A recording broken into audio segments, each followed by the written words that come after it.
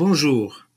Alors, dans cette deuxième capsule, on va s'intéresser à la forme de la manipulation de ce qu'on appelle les calculs indiciels et notions tensorielles. Donc, on va essayer d'introduire un peu dans cette partie de cours, cette partie qui est très intéressante puisque la mécanique du milieu continu fait appel à cette forme d'écriture indicielle et fait appel.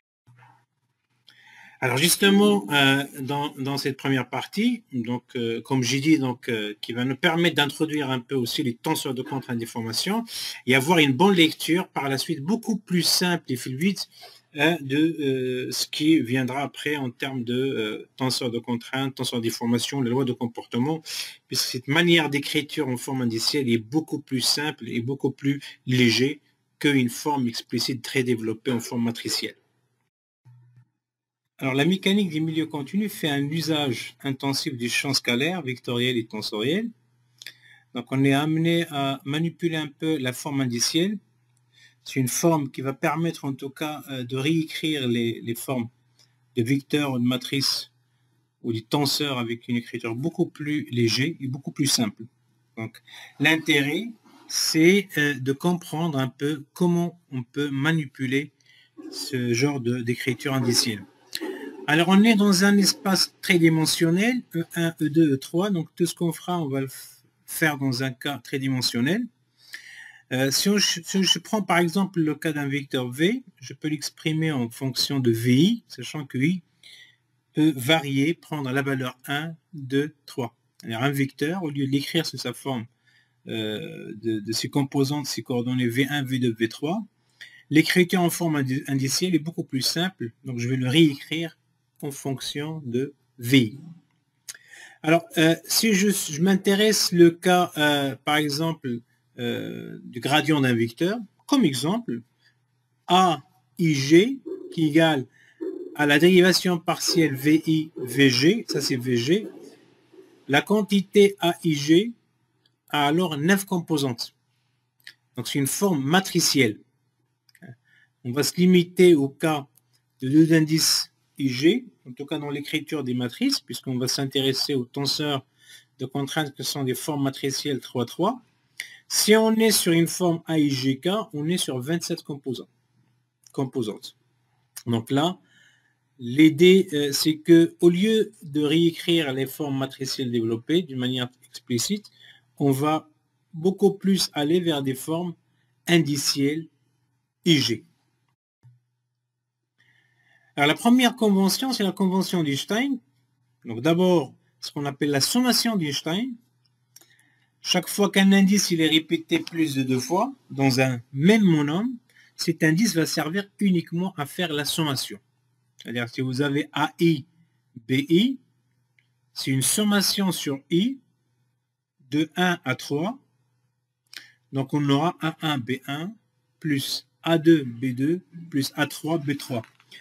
Alors, on remarque en fait que c'est une sommation, s'il s'agit d'un vecteur par exemple, c'est la sommation des produits des coordonnées, ce n'est autre que par le produit scalaire. Vous avez VI, UI, ou UI, VI, ça veut dire c'est une sommation sur les produits des coordonnées. La convention d'Einstein suppose, dans ce cas par exemple, CG égale à AI, BI, G, I est un indice répété, donc c'est un indice qui va servir uniquement à la sommation, mais par contre le G c'est un indice non répété, ce qu'on appelle un indice franc ou libre. Alors un indice répété, c'est ce qu'on appelle un indice muet qui va servir uniquement à la sommation, donc il peut être substitué par n'importe quel indice.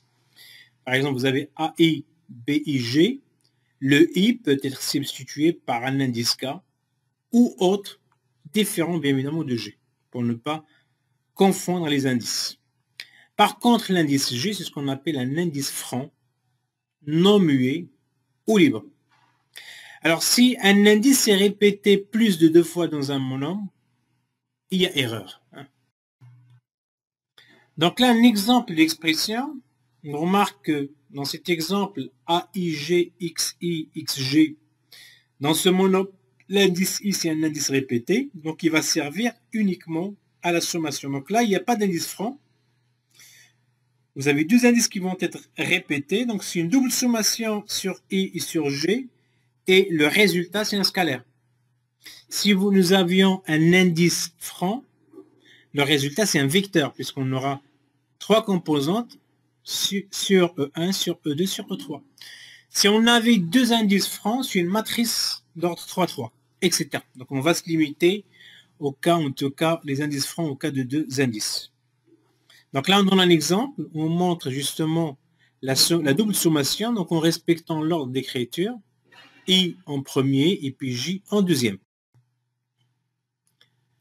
Alors le symbole de Kronecker, c'est un symbole qui est aussi très manipulé et utilisé dans la mécanique en tout cas des milieux continus, où le détail Ig égale à 1 lorsque I égale à J, et I détail Ig égale à 0 lorsque I est différent de J. Si on prend l'exemple d'une matrice qui va être constituée par détail Ig, c'est exactement la matrice identité. Alors là, on est sur deux indices francs, I et G. Donc le résultat, c'est une matrice, 3-3. Et on remarque que lorsque I différent de G, c'est égal à 0, on va conserver que la forme, par exemple, diagonale, qui est égale à 1, et c'est exactement la matrice identité, mais réécrite en fonction du symbole de Kronecker. Alors on peut montrer que, par exemple, d'état I égale à 3, on peut montrer que d'état IG, G égale à VI, ou d'état IM, VMG égale à VIG. Donc, je vais me limiter à uniquement cette forme d'écriture pour donner un peu des exemples d'utilisation de ce symbole de Kronecker. Là, par exemple, si j'ai le d'état IG, XI, XG, on remarque que nous avons deux indices qui sont répétés, donc c'est une double sommation. Et lorsque I est différent de G, c'est 0.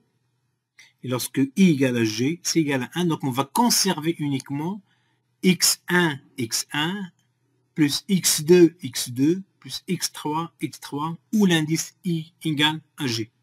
Et finalement, c'est une sommation des produits des coordonnées, en tout cas dans cet exemple. Le symbole de permutation dite dvc bêta, c'est un symbole epsilon et gk.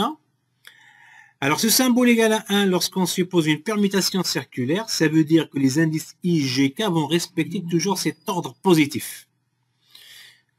Exemple, 1, 2, 3, 1, 2, 3, 2, 3, 1, 3, 1, 2, dans l'ordre de permutation circulaire positif. Lorsque on est dans l'ordre opposé, epsilon et gk, il prend l'indice moins 1.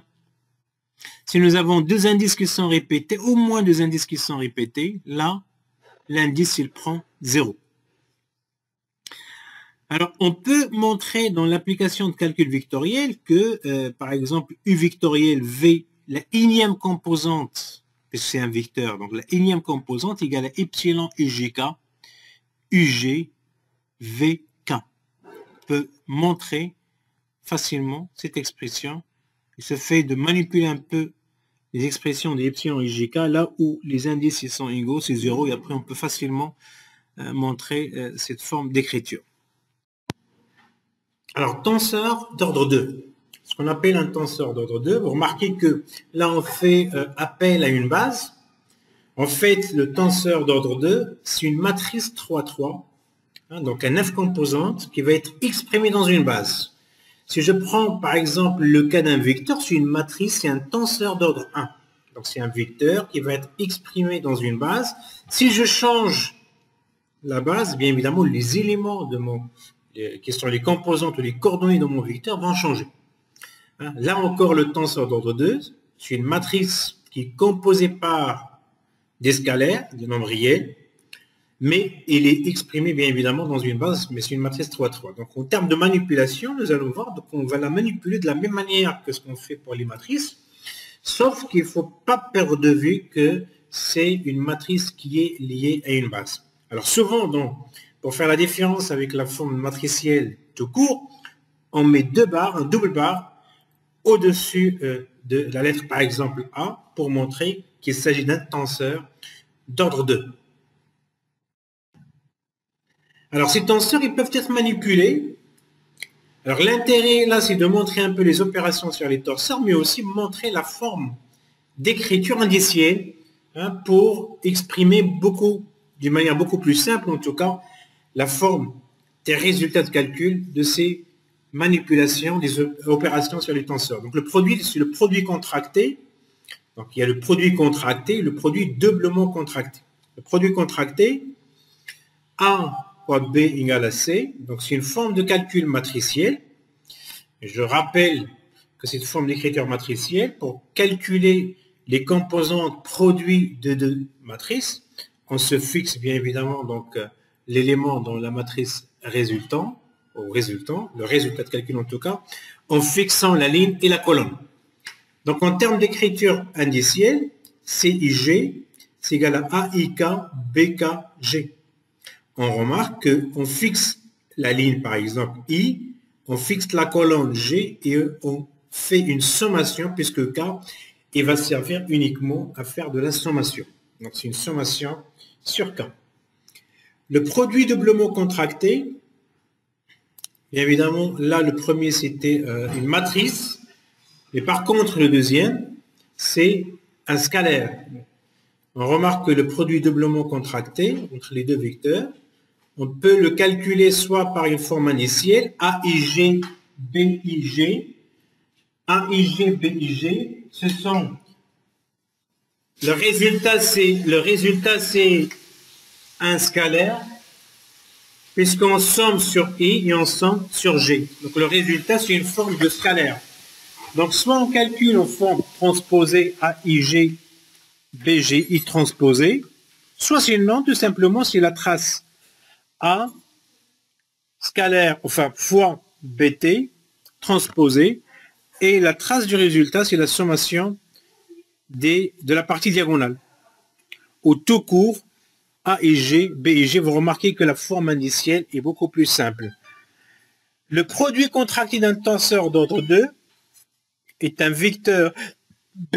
Alors, on peut multiplier une matrice fois un vecteur, et on sait tous manipuler donc le calcul d'une matrice par un vecteur, puisque là on se limite au cas d'un tenseur d'ordre 2.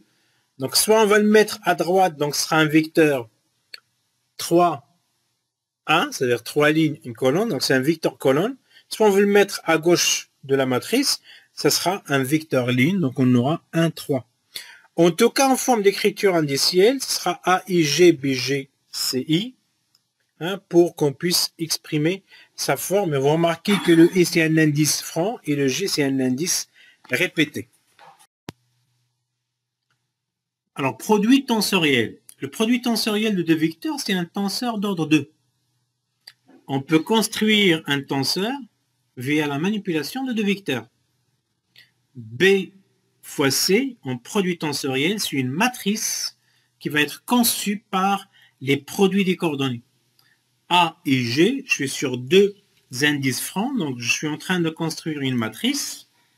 BI, CG, donc il suffit de multiplier en respectant l'ordre d'écriture des coordonnées, on peut construire facilement la matrice. Donc là, je suis sur la composante A1, 2, ce sera égal à B1 fois C2.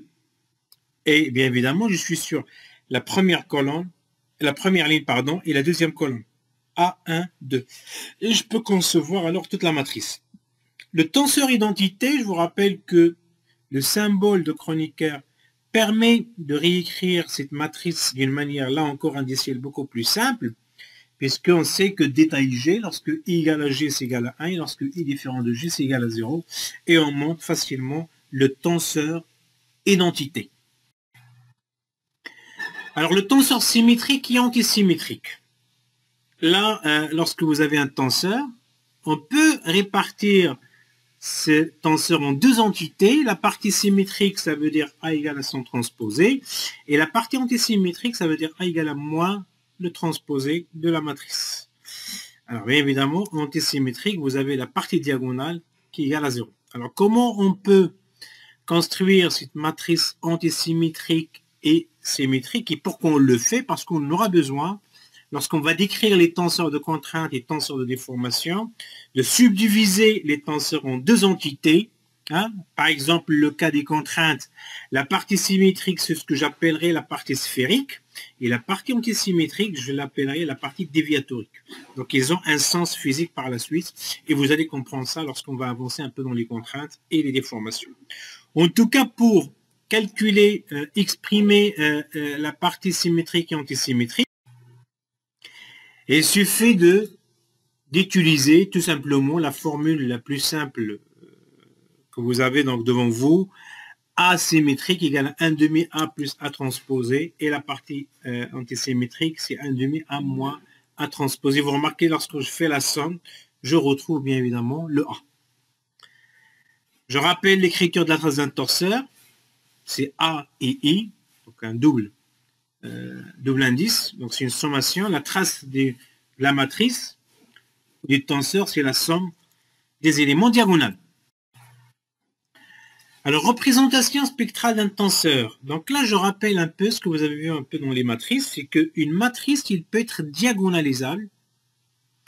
Alors, moi, je m'intéresse en tout cas à ce que j'appellerais les valeurs propres ou les entités valeurs principales, et je m'intéresserai aux directions principales, c'est-à-dire ce que j'appellerais les vecteurs propres.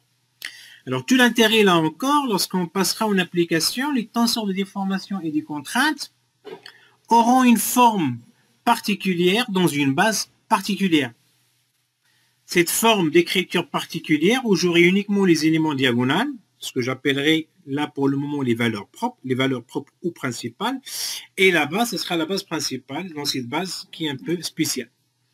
Alors, pour qu'on puisse ressortir ces valeurs propres et ces vecteurs propres, je rappelle les équations de base de calcul, c'est le déterminant de A moins lambda égale à 0. Donc, c'est une équation de troisième ordre qui va me permettre de retenir trois racines, lambda 1, lambda 2, lambda 3. Dès que vous avez les valeurs propres, on peut en déduire les vecteurs propres V1, V2, V3 via l'équation A moins lambda I fois VI. Alors, bien évidemment, ici, la matrice identité. Alors, bien, cette dernière va me permettre d'avoir, en fait, c'est une forme vectorielle, un système d'équations où je devrais normalement chercher les projections de VI dans la base appropriée. En conclusion, on peut toujours trouver trois vecteurs propres orthogonaux pour un tenseur réel symétrique. Bien évidemment, on travaille par la partie des tenseurs symétriques d'ordre 2 parce que les contraintes et les déformations qu'on va utiliser sont symétriques et sont des tenseurs d'ordre 2 à des composantes réelles.